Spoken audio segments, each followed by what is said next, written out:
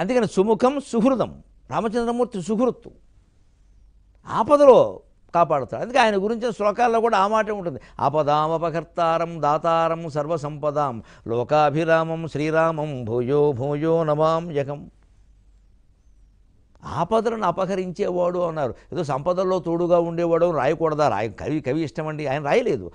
అలా అంటే రామచంద్రమూర్తికి సంబంధించిన మాట అవదు. అది రాముని వ్యక్తిత్వం ఒకటి ఉంటుంది. ఆపదల్లో కాపాడేవాడు మిత్రుడు. తప్పు పని చేయకుండా మనకి మంచి సలహా ఇచ్చి, మిత్రమా నువ్వు పెద్ద స్థానంలో ఉన్నావు, నీ గురించి నేను కొన్ని మాటలు వింటున్నా, నేను స్నేహితుడిగా వినలేకపోతున్నా, దయచేసి సవరించుకో అని మనకి ఫోన్ చేసి చెబితే, లేదా మన ఇంటికి వచ్చి నెత్తి మీద కూర్చుని చెంప మీద కొట్టైనా చెబితే వాడు ప్రాణ స్నేహితుడి కింద లెక్క. ఆయన మాటల్ని మనం వేదవాక్యాల్లో తీసుకుని మన ప్రవర్తనను సరిచేసుకుంటే మనం నిజంగా స్నేహాన్ని గౌరవించినట్టు లెక్క. లేకపోతే నువ్వెవడు నాకు చెప్పడానికి అన్నావు ఉంటే శ్రీ మహావిష్ణువుని తిరస్కరించినట్టే, వేదవ్యాసుని తిరస్కరించినట్టే. మంచి మిత్రుణ్ణి మాటను మనం తిరస్కరిస్తున్నామంటే భగవంతుని తిరస్కరించినట్టే. అటువంటి మంచి మిత్రులు జీవితంలో నిజంగా బయట ఉండే మిత్రులు ఎంత గొప్పవాళ్ళో భార్య అంతే గొప్పది. భార్య కంటే గొప్ప స్నేహితులు భర్తకి, భర్త కంటే గొప్ప స్నేహితులు భార్యకి ఉండరు. భర్తే గొప్ప స్నేహితుడు, భార్యే గొప్ప స్నేహితురాలు. ఎందుకంటే మన క్షేమం కోరే వాళ్ళలో పెళ్ళైన తర్వాత మొదటి అంతకుముందు తల్లిదండ్రులు, తర్వాత తల్లిదండ్రులు కూడా ఆ భారం భార్యకి భర్తకి వదిలేస్తారు. మీరు చూడండి అమ్మా, కాస్త మేము అన్నీ చూడగలమా, పెద్దవాళ్ళం అయిపోయాం, మరి వాళ్ళే చూసుకోవాలి. అందుకని ఆ సలహాని మనం అలాగే తీసుకోవాలి. నువ్వు ఇచ్చావులే బోడి సలహా, నీ సలహా నాకేమిటని భార్యను తిరస్కరించి మాట్లాడద్దు. కుటుంబంలో భార్య కాబట్టి ఎవరిస్తారండి సలహా? ఎంత నెత్తి మీదకి రాకపోతే ఆవిడ సలహా ఇస్తుంది.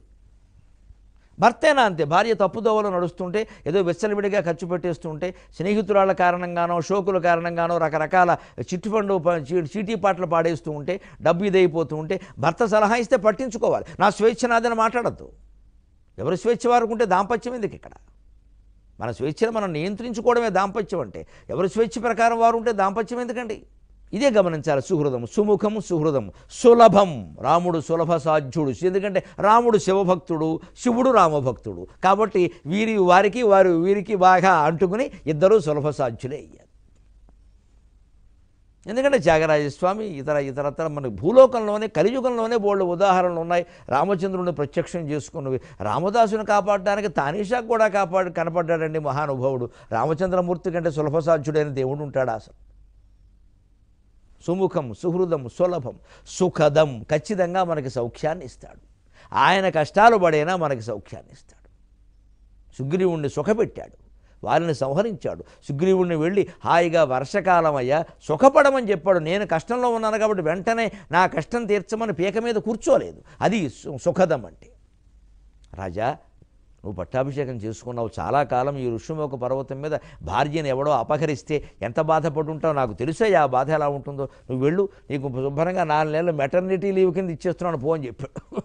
వర్షకాలం వెళ్ళే వరకు మళ్ళీ కనపడకు, సుఖంగా తారా రుమా ఇంకా నీకు చూసుకో, నీ ఓపిక పో అని చెప్పాడు. ఆయన అలాగే అనుభవించాడు.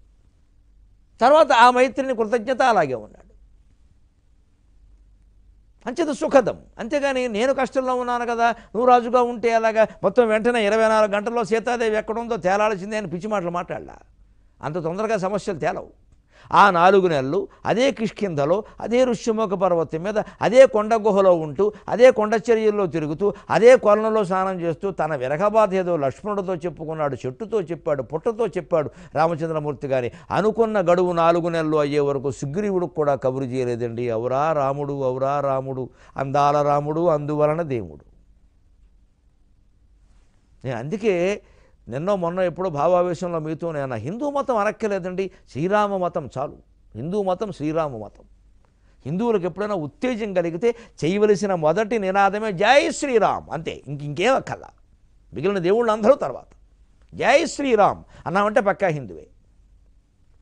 ఎందుకంటే ఆ మాటకు ఆంజనేయ స్వామి కూడా సంతోషిస్తాడు. మనకి 1000 ఏనుగుల బలం ఇస్తాడు. జై శ్రీరామ్ అంటే ఆంజనేయుడు వస్తాడు. అది జై హనుమాన్ అంటే వస్తాడు రోడని చెప్పలేను. కానీ జై శ్రీరామ్ అంటే ఆంజనేయుడు వచ్చేస్తాడు.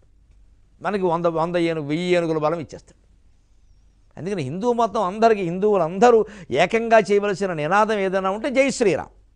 అంతా హైందవ జాతికి, యావత్ ప్రపంచానికి ఆదర్శమైనటువంటి పురుషోత్తముడు, వంశామోహన రూపాయ పుణ్యశ్లోకాయ మంగళం మర్యాదా పురుషోత్తముడైన మహానుభావుడు రాముడు.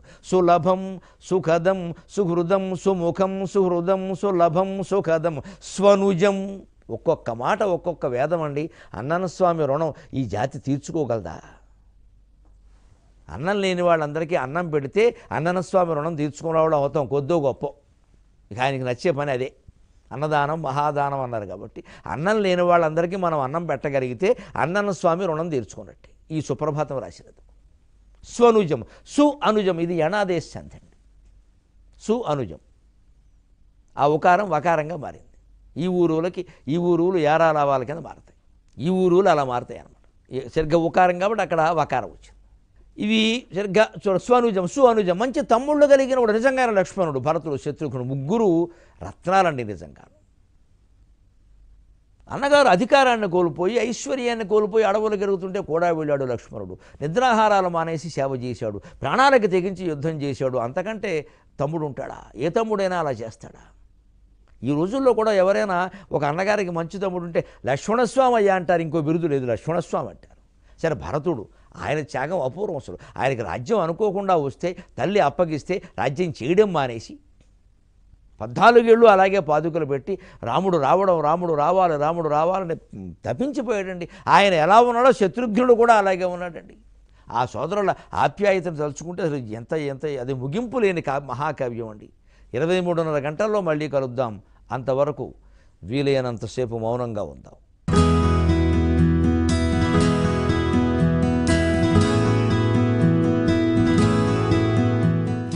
పైగా రామచంద్రమూర్తి రక్షించినట్టుగా మరెవరూ రక్షించరండి. సన్నద్ధ కవచీ ఖడ్గి రామరక్ష స్తోత్రంలో చెబుతారు. ధనుస్సు ఎక్కుపెట్టి ఉన్నటువంటి రామలక్ష్మణులు నాకంటే ముందు నడుచుదురుగాక అంటాడు. ఖచ్చితంగా మనం ప్రయాణాల్లో ఎప్పుడు రామలక్ష్మణులు తలుచుకోవాలి. విశ్వామిత్రుని వెనకాల రామలక్ష్మణులు వెళ్ళినట్టుగా మనకి ముందు కనుక రామలక్ష్మణులు వెడితే మన ప్రయాణాలన్నీ శుభప్రదంగా జరుగుతాయి. లేకపోతే ఎటువంటివి జరుగుతాయో తెలియదు. ఈవేళ పత్రికల్లోనే మీరు చూస్తుంటారు, ఒక యువ శాసన సభ్యురాలు మరణించింది.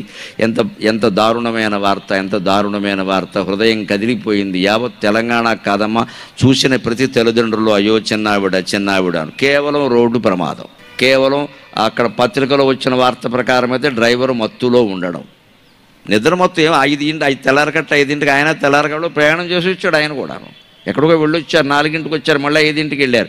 ఈ వరుస ప్రయాణాల్లో అతను మొత్తం ఆపుకోలేకపోయాడు, ప్రాణం లాగేసింది. ఆ తల్లి ఎంత శోకానికి గురవుతుంది. గారు పోయి ఏడాది అవ్వలేదు, సంవత్సరకాలు పెట్టారు, ఇప్పుడు కూతురు పోయింది. తల్లి గర్భశోకాన్ని ఎవరు తీర్చగలరండి?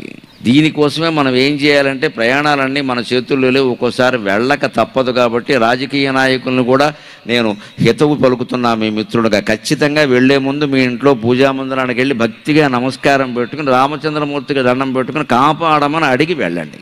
హాయిగా జరుగుతుంది ప్రయాణం. దైవాన్ని మించి కాపాడగలిగిన వారు ఎవరు భూమండలం మీద లేరండి. ఇక్కడ డ్రైవర్లు కాదు మన కాపాడేది, దైవమే. అంతే, దేవుడికి దండం పెట్టుకుని వెళ్ళాలి. ఒక ముఖ్యం శుభకార్యం కాదు, ఏదైనా సరే ముఖ్యమైన పని మీద ఎడుతున్నాడు ముందు లోపలికి వచ్చి దండం పెట్టుకోవాలి.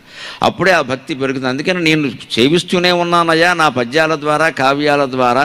కానీ ఎన్నో ఏళ్లుగా నీ మీద పద్యాలలో నీ కోసం ప్రార్థన చేస్తున్నానయ్యా, నువ్వేమైనా కలలోనైనా కనిపించావా అంటున్నాడు. ఎలలో కనపడడం కాదు, కలలో కనిపించినా దేవుడు మంచిది. మనందరము తపించవలసింది ఏమిటంటే దైవ దర్శనం కోసం అండి. వరాలు కోరికలు కాదు, దర్శనం. భగవంతుడు దర్శనం అయ్యాక తీరని కోరుకుంటుందా? నిలవన్న భయం ఏదన్నా ఉంటుందా? భయం పోవాలన్నా, కోరికలు తీరాలన్నా భగవద్ దర్శనం కావాలి. ఆ భగవద్ దర్శనం కావాలి అంటే మనం ప్రశాంతంగా ప్రార్థన చేయాలి. ఇది మనం దృష్టిలో పెట్టుకోవాలి. అందుకని ఆయన అంటున్నాడు, శ్యామ కోమల విభ్రాజిత సుందరావయవ రామా భక్త మందారమా. ఇలా రాముడి కరుణ కలగాలంటే మన జీవితాల్లో కూడా కొన్ని ముఖ్యమైన నియమాలు పాటించాలి. వాటిని చెబుతున్నాడు తర్వాత పద్యంలో. దానంబు ఆభరణంబు హస్తమునకున్ తజ్ఞానికి నీ పదధ్యానంబాభరణంబు భూసురులకత్యంతంబు గంగానదీ స్నానంబాభరణంబు భూతలమునన్ నాడెంపుటిల్లాలికిన్ మానంబాభరణంబు తథ్యమిది రామా భక్త మందారమా.